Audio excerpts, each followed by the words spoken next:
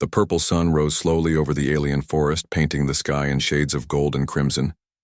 Commander Vextar had not slept at all during the long night.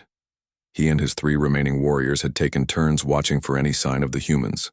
But the forest had been completely silent. As dawn light filtered through the strange trees, the 4 Karathi survivors found themselves surrounded. The 9 humans had appeared like ghosts, forming a perfect circle around their hilltop position.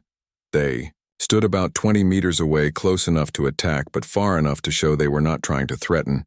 Dr. Kim Ji-won stepped forward from the circle of her companions. Her lab coat was clean and neat despite spending the night in the forest. Her kind eyes looked tired but not angry. She carried a small medical kit in her hands. "Do you understand now?"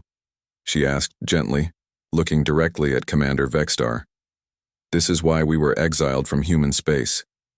This is why we chose to live alone on the frontier worlds far from our own people." Vextar stared at the woman who had orchestrated the complete defeat of his elite mercenary company. She looked like someone who might teach children or work in a library, not like a military genius who could outfight trained killers your people. She continued gesturing toward the unconscious Karathi scattered throughout the forest below. "All the galaxy's peoples look at us and see something weak. They see soft skin and small bodies. They think we are easy targets who cannot defend ourselves." Lee Min-ho moved forward to stand beside Dr. Ji-won. His movement still carried that flowing grace that had proven so deadly in combat. But his face showed sadness rather than victory. His dark eyes reflected the morning light like still water. "We are the children of survivors," he said quietly. "Our ancestors fought their way to the top of the food chain on a world that tried to kill them every day for millions of years. We carry that heritage in our blood, in our bones, in every cell of our bodies." Park Soo-young joined them, her engineer uniform dirty from the night in the forest. She looked at the scattered weapons and armor of the defeated mercenaries with something like regret. "When we are pushed to fight," she said, "we become what evolution made us, apex predators that can adapt to any threat, overcome any obstacle, survive anything the universe throws at us." Choi Hyun-woo stepped up beside his companions. His glasses caught the morning sunlight, making his young face look older and wiser than his years. "But we do not want to be weapons," he added softly. "We want to explore and learn and build things that help people. We want to study alien plants and discover new medicines and maybe find ways to make the galaxy a better place." Nam Hyun-soo emerged from the tree line carrying the unconscious form of Sergeant Malkor over his shoulder. The security chief moved easily despite the weight of the armored Karathi warrior. He set Malkor down gently and checked to make sure he was breathing normally. "We left human space because our own government wanted to use us as soldiers," the security chief explained. "They wanted to turn us into a weapon against anyone who threatened Earth. But we had seen enough war, enough death, enough destruction." Kang Minji appeared carrying medical supplies and water for the unconscious warriors.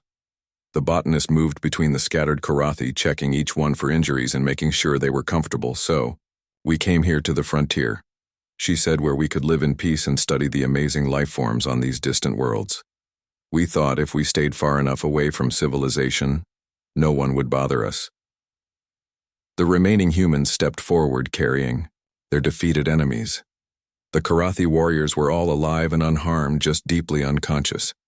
They had been gathered from across the forest and brought to this clearing where the morning sun could warm them. Dr. Ji-won activated a small device, and Commander Vextar's communication systems came back online. She had been jamming their signals since the battle began, but now she was giving them back the ability to contact their ship. "Your employer hired you to kill us," she said, looking directly into Vextar's eyes. "But the real plan was for us to kill you. They wanted proof that humans are still dangerous, that we cannot be allowed to live peacefully on frontier worlds." She gestured toward his unconscious warriors who were beginning to stir as the effects of whatever the humans had done to them slowly wore off. "They wanted your deaths to justify a new war against human colonies." She continued, "They wanted to use your sacrifice to convince the galaxy that we are too dangerous to exist." Vextar felt his throat go dry as he understood the full scope of what had happened. His mercenary company had been pawns in a larger game, political pieces to be sacrificed for someone else's agenda. "But we do not want war," Dr. Ji-won said firmly. We do not want to hurt anyone. We just want to be left alone to live our lives and do our research in peace, Lee. Minho picked up one of the fallen plasma rifles and examined it carefully. The weapon could have killed him easily if any of the Karathi had managed to hit him. But instead of anger, his face showed only curiosity about the alien technology. "You will go back to your ship now," he said, handing the rifle to one of Vextar's awakening warriors. "You will tell your employer that the contract is terminated. You will explain that attacking human colonies is not profitable for anyone, Park." Suyong helped another groggy Karathi warrior to his feet and made sure he could stand without falling. The engineer treated their former enemies with the same care. She would show to injured friends, "Tell them that humans do not want to fight," she said. "But we will if we have to. Tell them that peaceful coexistence is better for everyone than war choi." Hyunwoo gathered up the scattered weapons and equipment and distributed them back to their original owners. The young man showed no fear even when handing deadly weapons to warriors who had tried to kill him hours before. "Tell them that we are just humans," he said with a slight smile playing at the corners of his mouth. "But that is exactly why they should leave us alone." As the Karathi warriors slowly regained consciousness and gathered their equipment, they looked at their human captors with new understanding. These were not the weak, primitive creatures they had expected to find. These were the descendants of Earth's most dangerous predators. Dr. Jiwon walked with Commander Vextar toward the path that led back to his ship. Her manner was friendly and peaceful, like she was escorting a guest rather than an enemy who had tried to kill her. "The galaxy is big enough for all of us to live in peace," she said as they walked. "We do not need to be enemies. We do not need to fight wars over territory or resources. There is room for everyone." Vextar nodded, slowly beginning to understand why his mysterious employer had wanted these humans dead. They represented something that threatened the established order of the galaxy. The proof that any species could rise above their expected limitations as the Crimson Talon lifted off from Kepler 442b. Commander Vextar looked back at the small research station through his ship windows. The humans had returned to their peaceful work studying alien plants and cataloging new species. But now he knew the truth about what they really were. The children of a death world who had chosen mercy over vengeance. They were just humans, but that made them the most dangerous creatures in the galaxy. Word began to spread through the mercenary networks and criminal organizations, a simple message that would echo across the stars. "They are just humans, so you should be very, very afraid." Dr. Kim Ji-won finished her story and looked directly at Commander Vextar's hiding place behind the purple trees. The silence stretched across the battlefield like a heavy blanket. None of the Karathi warriors moved or spoke. They were all thinking about what they had just heard. "Run," she said in her gentle voice. "Take your remaining soldiers and leave this planet immediately. Never come back. Never tell anyone what you have seen here. Go home and live peaceful lives." The offer was simple and reasonable. The humans had already proven they could defeat the entire mercenary company without killing anyone. They were giving the Karathi a chance to escape with their lives. It was more mercy than most enemies would show. But Commander Vextar was a proud warrior who had never retreated from any battle. His reputation was built on victories against impossible odds. He commanded the most feared mercenary company in 3 star systems. The idea of running away from a handful of humans made his warrior blood boil with rage. "No," he shouted, standing up from his hiding place and raising his plasma rifle. "We are Karathi warriors. We do not run from anyone, especially not from weak humans." His remaining fighters heard their commander's words and felt their courage return slightly. They were still afraid, but they were also embarrassed about being defeated so easily by creatures they had thought were helpless. Their pride demanded that they fight back. "Attack!" he screamed into his communicator. "All remaining units converge on the human position. Use everything we have. Kill them all." 18 Karathi warriors emerged from their positions around the research station, their plasma rifles charged with deadly energy. Their armor gleamed in the purple sunlight. They moved with military precision, surrounding the small group of humans in the clearing. The humans did not run or hide. Dr. Jiwon simply shook her head sadly like a teacher disappointed in students who had not learned their lesson.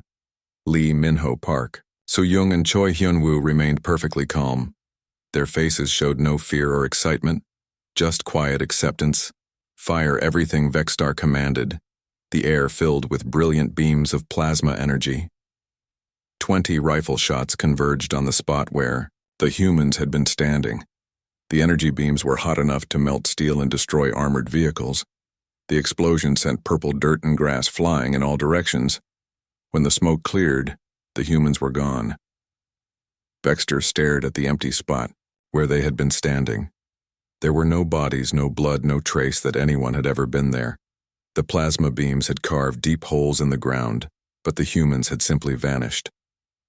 Spread out. He ordered his warriors. Find them. They cannot have gone far. The Karathi soldiers began searching the area around the research station. They used thermal sensors to detect body heat, motion detectors to spot any movement, advanced scanning equipment that could find hidden enemies from kilometers away. But the forest had become strangely quiet. The normal sounds of birds and small animals had stopped. The purple trees seemed to watch the warriors with invisible eyes. The gentle breeze felt cold against their scaled skin. Sergeant Malcor was checking behind a cluster of large rocks when he heard a soft sound behind him. He spun around with his rifle ready, but saw nothing except empty forest. When he turned back to continue searching, he found Nam Yunsu standing there. The human security chief was a man in his 40s with gray hair and calm eyes. He wore simple forest clothes and carried no visible weapons. He looked like someone who might fix computers or teach children. Not like a dangerous fighter. "Hello, Sergeant Hyunsu," said politely. "You seem lost." Malcor tried to raise his rifle, but his arms would not obey him. His muscles had gone completely limp. His weapon fell to the ground with a metallic clang. He opened his mouth to call for help, but no sound came out. The human reached out and touched Malcor's forehead gently like a father checking a child for fever. The Karathi warrior fell backward unconscious before he hit the ground. His heavy body made a dull thud on the purple grass. 3 other warriors heard the sound and came running to investigate. They found Malcor sleeping peacefully next to his dropped weapon, but there was no sign of what had attacked him. They called for their commander and began searching more carefully. Captain Thorax was moving through a dense section of forest when she noticed something wrong. The trees around her were covered with strange purple vines that had not been there before. The vines looked normal, but they seemed to pulse with their own life. Kang Minji dropped from a branch above, landing silently behind the Karathi captain. The human botanist was a small woman who knew everything about plant life. She had used her knowledge of the local ecosystem to create a trap that even advanced sensors could not detect. The vines were not actually plants at all. They were cables that Minji had woven through the trees connected to a device that could generate electromagnetic pulses. When Thorax stepped on the hidden pressure plate, the pulse shut down her armor systems and knocked her unconscious. 2 more warriors found Thorax an hour later. She was sleeping under a pile of soft purple leaves. Her weapons and armor had been carefully removed and stacked nearby. The human had not hurt her, just made sure she could not continue fighting. The hunt continued through the day, but the roles had completely reversed. The Karathi warriors were no longer the predators. They had become the prey being stalked through the forest by enemies they could not see or hear. Lieutenant Korth had recovered from his earlier encounter with Lee Minho. He was leading a group of 5 warriors through a narrow valley between 2 hills. His thermal scanner showed heat signatures moving through the trees ahead. "Target acquired," he whispered into his communicator. Multiple human contacts bearing northeast moving to engage. The heat signatures led them deeper into the valley until they were surrounded by steep rocky walls covered with thick vegetation. Korth realized too late that they had been led into a trap. The heat signatures had been fake, created by small devices that the humans had planted to lure them away from escape routes. Lee Minho appeared on the rocks above them. His white lab coat fluttered in the breeze like a flag of surrender, but his eyes held no mercy. He looked down at the trapped warriors with the same calm expression he had worn all day. "You should have listened to Dr. Jiwon. he said quietly. She gave you a chance to live. The human jumped down from the rocks, landing among the 5 armed warriors like he was stepping off a low curb. His movements were so smooth and natural that for a moment, the Karathi forgot he was dangerous. Then Minho began to move with that impossible speed again. His hands touched, each warrior in turn so quickly that they seemed to be everywhere at once. Within seconds, all 5 Karathi soldiers were unconscious on the valley floor. By evening, only Commander Vextar and 3 of his warriors remained awake and mobile. They had retreated to a defensive position on top of a hill, but they knew it would not protect them. The humans were hunting them with skills that seemed to come from another world. The purple sun was setting behind the mountains, casting long shadows across. The forest. Vextar looked at his 3 remaining soldiers. They were the best fighters he had ever known, veterans of hundreds of battles who had never known defeat. Now they huddled together on a hilltop, afraid of shadows and sounds in the forest. Below 9 humans had turned his elite military force into frightened children hiding from monsters in the dark. "We cannot win this fight," one of his warriors whispered. "These humans are not normal. They are something else, something that should not exist." Vextar knew his soldier was right, but he also knew there was no escape. The humans controlled the forest now. They could strike anywhere at any time. His only hope was to survive until morning and try to reach his ship. But as night fell over the alien world, he began to understand that morning might never come for any of them. Commander Vextar crouched behind a large purple tree, watching his warriors slowly wake up from their mysterious unconsciousness. The ones who could still move were gathering their weapons and forming defensive positions, but their confidence was completely shattered. Their hands shook as they held their plasma rifles. The main door of the research station opened again and another human stepped outside. This one was different from the 3 fighters, a small woman with kind eyes and graying hair at her temples. She wore a simple lab coat and carried a data tablet in her hands. Dr. Kim Jiwan walked slowly toward the scattered Karathi warriors. Her movements were calm and peaceful, unlike the fluid, deadly grace of her companions. She stopped, about 20 meters away from the nearest conscious mercenary, and sat down cross-legged on the purple grass. "Commander Vextar," she called out in a gentle voice that somehow carried clearly across the battlefield. "I know you are watching from the hill. We need to have a conversation about what is really happening here." Vextar felt ice-cold fear run through his body. How did this human woman know his name? How did she know exactly where he was hiding? His position should have been invisible to human eyes. "Your employer did not tell you the truth about this contract," she continued, speaking in the same calm tone. "They sent you here to die. Commander, you and all your brave warriors were never meant to survive this mission." Several of Vextar's remaining fighters looked at each other with confusion and growing terror. What was this human talking about? Who would pay mercenaries just to watch them get killed? Dr. Jiwan stood up slowly and brushed grass off her lab coat. Behind her, the 3 combat humans remained perfectly still, like statues waiting for orders. Lee Minho, Park Soo-young, and Choi Hyun-woo showed no emotion on their faces, but their eyes never stopped scanning for threats. "We are not just researchers, Commander," the doctor said with sadness in her voice. "We are refugees, survivors, the last remnants of something your galaxy tried very hard to forget." She gestured toward her companions, and then back toward the research station where more humans were now visible in the doorways. "These people with me are the descendants of Earth's greatest warriors, the children and grandchildren of those who fought in the First Contact."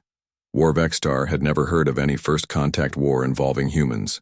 The official galactic records said that Earth had been contacted peacefully and had joined the galaxy community without any major conflicts. But something in the doctor's voice made him believe she was telling the truth. 50 years ago, she continued an alliance of 12 different alien species decided that Earth would make a perfect colony world. The planet had good resources, clean water, breathable air, and only one intelligent species to deal with. The invasion fleet was massive, over 10,000 warships carrying millions of soldiers. The assembled Karathi warriors listened in stunned silence. Even the unconscious ones who were slowly waking up seemed to focus on the human woman's words. "Your people were part of that alliance. commander along with the Zephyrians, the Mantid Empire, the Crystal Collective, and 8 other major powers. The plan was simple: surround Earth with overwhelming force, demand surrender, enslave or eliminate the human population. Take the planet. Dr. Jiwan sat down again and looked directly at where Vexstar was hiding. Her eyes seemed to see right through the trees and rocks that concealed his position. The invasion lasted exactly 3 days, she said quietly. 3 days for the most powerful military alliance in galactic history to be completely destroyed. Not by human technology or weapons, but by something else entirely. She paused and looked at her 3 companions who had not moved a muscle since taking their positions. They stood like patient predators waiting for the right moment to strike. Humans evolved on what you would call a death world, she explained. Earth tried to kill us every single day for millions of years. Ice ages that lasted thousands of years. Volcanic eruptions that blocked out the sun. Massive predators with teeth like swords. Diseases that could wipe out entire populations in weeks. Vexstar felt his throat getting dry as he listened. The official reports had always described Earth as a pleasant garden world suitable for colonization. No one had ever mentioned it being dangerous. But we survived, the doctor continued, and surviving made us into something the galaxy had never seen before. Creatures that could adapt to any threat, overcome any obstacle, push beyond any limit. When we were cornered and fighting for our very existence, we became something terrifying. Lee Minho finally moved, stepping forward to stand beside Dr. Jiwan. His calm expression never changed, but there was something in his eyes that made even the bravest Karathi warriors step backward. The first day of the invasion went according to plan.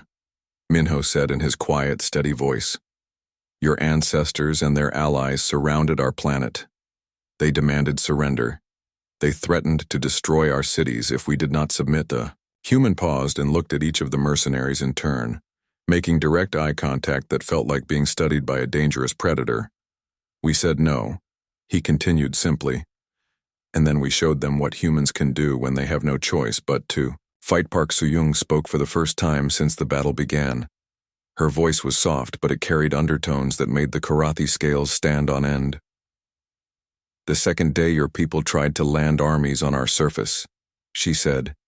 "They sent millions of soldiers in powered armor with energy weapons and force shields. They had tanks and mechs and air support. They thought it would be easy." She smiled, and the expression was more frightening than any snarl or war cry could have been. "They were wrong," she said. "Every single landing force was wiped out within hours.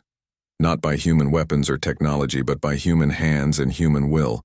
Our people fought with sticks and stones and their bare fists, and they won." Choi Hyunwoo adjusted his glasses and looked at the scattered weapons of the unconscious Karathi warriors.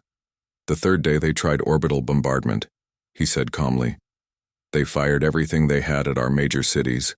Plasma cannons that could melt mountains, fusion bombs that could crack continents. They turned half our planet into glass and ash." His young face showed no emotion as he described the destruction of his homeworld. "So we went to them," he continued. "We climbed into their ships while they were still firing. We fought. Through corridors full of armed soldiers, we disabled their weapons and took control of their vessels. One ship at a time, one fleet at a time." Dr. Jiwan stood up again and walked closer to the hidden Karathi position. "By the end of the third day," she said, "the most powerful invasion force in galactic history was floating dead in space around our planet. 12 species working together with the best technology and weapons they had ever created. And they were all defeated by humans who had nothing but determination and fury. The silence that followed was complete. Even the alien birds had stopped singing. The purple trees seemed to lean in to listen to the terrible story. Since then, the doctor continued, the galaxy has made an unofficial agreement: never attack humans directly. Never threaten Earth, never give them a reason to unite and fight together again.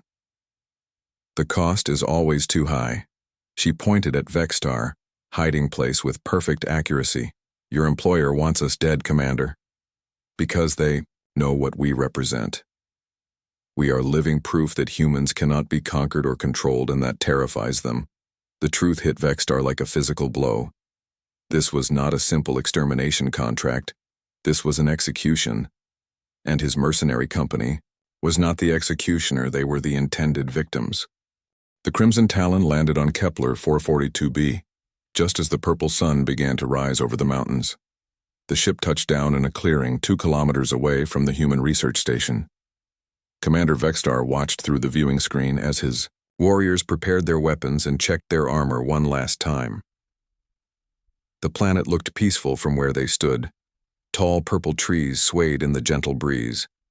Strange bird-like creatures flew between the branches, making soft musical sounds. The air smelled sweet like flowers, mixed with something else that Vextar could not identify. Team Alpha moved out first, with Sergeant Malcor leading 8 warriors through the northern forest. Their heavy boots crushed the purple grass beneath them. Their plasma rifles gleamed in the morning light. They moved like hunting predators, confident and deadly. Team Beta went south with Captain Thorax at the front. Her warriors spread out in a wide line. Their energy weapons hummed with power, ready to fire at the first sign of resistance. The plan was working perfectly so far. Lieutenant Korth took Team Gamma toward the eastern approach.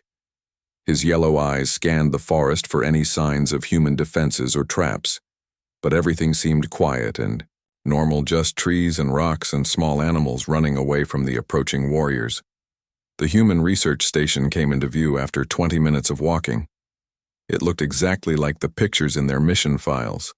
A simple white building, with large windows surrounded by a small energy shield. The shield flickered with blue light, but it was clearly old technology. Vextar spoke into his communicator. "All teams in position," he said. "Attack begins in 60 seconds. Disable shields first, then breach the walls. Remember, we need prisoners alive long enough to get information." The security drones appeared right on schedule. 12 small flying machines emerged from hidden panels around the building. They were painted white and moved slowly through the air. Their weapon systems looked like toys compared to Karathi. Military equipment. Malcor fired first. His plasma rifle sent a bright beam through the morning air. The first drone exploded in a shower of sparks and metal pieces. The other drones tried to return fire, but their small laser weapons could not even scratch Karathi. Armor. Within 3 minutes, all 12 drones were destroyed. The energy shield flickered and died as the generators overloaded. The way to the building was now clear. The warriors began moving forward, expecting the humans inside to surrender or try to run away. That was when everything changed. The main door of the research station opened slowly. 3 humans stepped outside. They were not running, or screaming, or begging for mercy. They just walked out calmly, like they were going for a morning walk. The first human was a man who looked to be in his 30s. He wore a simple white coat over regular clothes. His black hair was neat and his face was calm. He carried no weapons and showed no signs of fear. Behind him came a woman with short brown hair wearing work clothes and a man with glasses who looked very young. Lee Minho was the man in the white coat, though the Karathi warriors did not know his name yet. He stopped about 10 meters from the building and looked directly at the approaching mercenaries. His dark eyes showed no emotion at all. "You are making a mistake," he called out in a clear, strong voice. "We are conducting peaceful research here. There is no need for violence." Lieutenant Korth laughed out loud. The sound came out like a hissing snake. He raised his plasma rifle and aimed it directly at Minho's chest. The human should have been terrified. Any normal creature would be running or begging for life by now. Instead, Minho just stood there waiting. Park Soo-young, the woman engineer, stepped up beside him. Choi Hyun-woo, the young communications specialist, moved to his other side. All 3 humans looked completely relaxed, like they faced armed killers every day. "Surrender now, human," Korth shouted. "Your friends can watch you die first, then we will kill them slowly." Minho tilted his head slightly, like he was thinking about something interesting. "You do not understand what you are dealing with," he said in that same calm voice. Then something impossible happened. Minho moved. The human seemed to blur and fade like he was made of smoke. 1 second he was 10 meters away, standing still. The next second he was right beside Lieutenant Korth, reaching out with one normal-looking human hand. Korth tried to swing his rifle around, but he was too slow. The human had moved faster than Karathi reflexes could follow, faster than their enhanced vision could track, faster than physics should have allowed. Minho's hand touched Korth's throat very gently, almost like a friendly pat. The massive Karathi warrior made a choking sound and collapsed to the ground. His plasma rifle clattered away across the purple grass. He was not dead, but he was completely unconscious. The other warriors in Team Gamma stared in shock and confusion. What had just happened? How had a weak human moved so fast? How had he knocked out their lieutenant with just a gentle touch park? Su-young moved. Next, she did not run toward the warriors.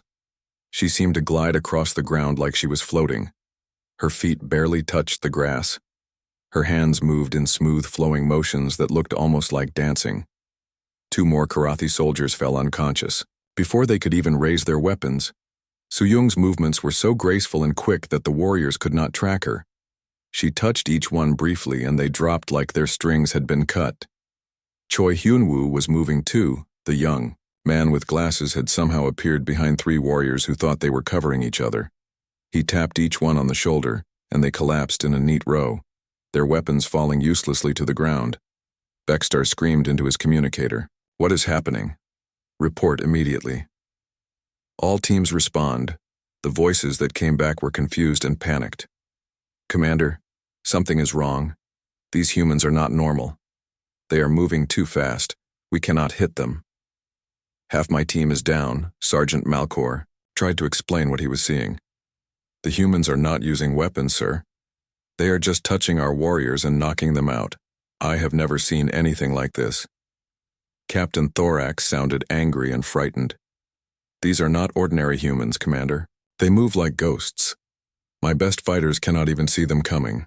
More warriors fell as the 3 humans continued their impossible dance of combat. They never seemed to hurry or strain themselves. They moved with the fluid grace of water flowing downhill. Each touch was precise and gentle, but completely effective. Within 10 minutes, half of the Karathi assault force was lying unconscious on the purple grass. The remaining warriors had pulled back to regroup, but they were shaking with fear and confusion. These were supposed to be weak, primitive creatures. Vextar stared at his tactical display showing the positions of his teams. Red dots marked unconscious warriors. Green dots showed the 3 humans who were still standing calmly near. Their building. How was this possible?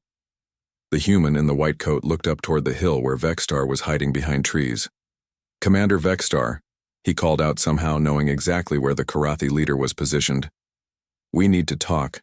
The voice carried clearly across the distance even though the human was not shouting. Minho stood with his hands at his sides, waiting patiently for a response. His 2 companions flanked him, looking just as relaxed as before. Vextar's greatest warriors lay scattered around the research station like broken toys. The humans had not killed anyone, but they had completely defeated an elite military force without using any weapons or technology. Something was very, very wrong with this mission. The humans were not what they appeared to be, and Vextar was beginning to understand that his mercenary company might not survive to collect their payment. Commander Vextar sat in his big metal chair looking at the bright screen in front of him. The image showed a small white building on a planet far away from his home world. The building looked so tiny and weak that he almost laughed out loud. The contract details were simple. Kill everyone in the human research place on planet Kepler 442b. Take any important information they find. Destroy everything else. Leave no trace behind. The payment amount made his eyes go wide. It was enough money to buy 3 new warships or feed his whole crew for many years. Lieutenant Korth walked into the room. His green, scaly skin reflected the blue light from the computer screens. His yellow eyes looked at the contract information, and he made a sound like a snake laughing. "Just humans," he said, while shaking his big reptile head. "Why would anyone pay us so much money to fight against such weak creatures? We could finish this job in 1 hour." Vextar nodded, but something felt strange about this whole situation. The person who hired them never showed their face. They only sent messages through secret channels. The payment came from an account that could not be traced. Most clients wanted to talk face-to-face when hiring the famous Crimson Talon mercenary company. The research station had only 12 humans living inside it.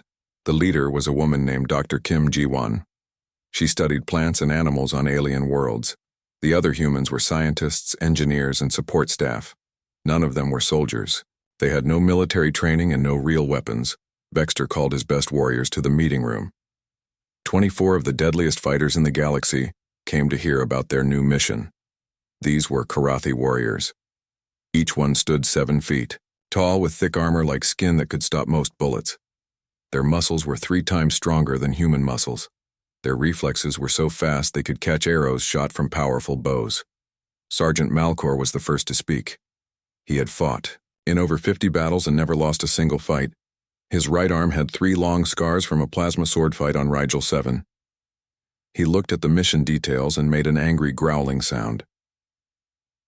"This is beneath us, Commander," he said in his deep voice. "We are elite fighters. We have destroyed entire armies. Why are we being sent to kill a few soft humans who study flowers?" Captain Thorax agreed. She was the only female warrior in the group, but she was just as deadly as any male Karathi. Specialty was close combat fighting. She could break steel with her bare hands and move faster than most creatures could see. "These humans probably do not even know how to hold a weapon properly," she said. "They will run away screaming when they see us coming. It will be over before it starts." The other warriors laughed and made jokes about how easy this mission would be. Some of them started betting on who could kill the most humans. Others talked about what they would do with all the money. They would earn. Vexter raised his hand for silence. He was their leader because he was smart, not just strong. Something about this contract made him feel worried, but he could not figure out what it was. The money was real. The target was real. Everything seemed normal on the surface. The planet Kepler 442b was 3 days away by spaceship. It had purple forests and red mountains. The air was breathable for most species. The gravity was slightly lighter than normal, which would make the Karathi warriors even faster and stronger. The weather reports showed clear skies perfect for an attack. Intelligence reports said the human facility had basic energy shields that could stop small weapons. The shields were old technology that any modern plasma rifle could break through easily. They had 12 security drones, but those were simple machines designed to watch for wild animals, not fight against professional soldiers. The humans had 1 small spacecraft for emergencies, but it was not armed and could barely reach orbit. It would take hours to power up and launch. Even if some humans tried to escape, the Karathi ship could catch them before they got away. Dr. Kim Ji-won was 32 years old. According to her file, she had studied alien life for 8 years. She had no combat experience and no weapons training. Her research team included botanists, geologists, and data analysts. None of them had ever been in a real fight. The facility itself was built for research, not defense. It had large windows that could be broken easily. The walls were made of standard building materials that could not stop military weapons. The doors used simple electronic locks that could be hacked or just blown up. Vexter studied the floor plans of the human base. The main laboratory took up most of the building. There were living quarters for the staff, a small kitchen, a communications room, and storage areas. Everything was designed for comfort and work, not for war. Lieutenant Korth pointed at the screen showing the building layout. "Look how open everything is," he said. "There are no defensive positions, no weapon storage rooms, no blast doors. These humans built this place like they never expected anyone to attack them." The mission plan was straightforward. Land the ship 2 kilometers away from the target, approach on foot using 3 attack groups. Surround the building from all sides. Disable the shields and security systems. Break through the walls from multiple points. Eliminate all personnel quickly. Search for research data. Destroy everything and leave. Each warrior would carry a plasma rifle, energy grenades, and a close combat weapon. The rifles could punch holes through tank armor. The grenades could level small buildings. The melee weapons were designed to cut through almost any material. Vextar assigned the teams. Team Alpha would attack from the north, led by Sergeant Malcor. Team Beta would come from the south with Captain Thorax in charge.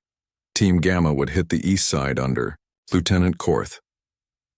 The west side faced a cliff, so no attack was needed from that direction. The whole operation should take less than 2 hours. Most of that time would be spent searching through the research data and making sure everything was destroyed. Properly, the actual fighting would probably last only a few minutes. As the meeting ended, the warriors went to prepare their equipment and weapons. They cleaned their rifles, checked their armor, and sharpened their blades. Some of them practiced combat moves in the training room. Others studied the mission files one more time. The spaceship Crimson Talon began its journey toward Kepler 442b. The crew was excited about the easy mission and the huge payment. None of them had ever fought humans before, but they had heard stories humans were supposed to be weak, slow, and fragile creatures that could barely survive on their own planet. Vexstar sat alone in his command room looking at the star charts. The feeling of worry would not go away. He had learned to trust his instincts over many years of fighting. Something was wrong with this contract, but he could not figure out what it was. Maybe it was just because the job seemed too easy. Maybe he was getting old and paranoid. Maybe the huge payment was making him suspicious when he should just be grateful. In 3 days they would reach the planet and finish this simple mission. Then they could all enjoy being rich. The stars moved slowly past the ship windows as the Crimson Talon flew toward its destination. None of the warriors on board could imagine what was waiting for them on that distant world. They thought they were going to hunt helpless humans. They had no idea they were about to become the hunted ones.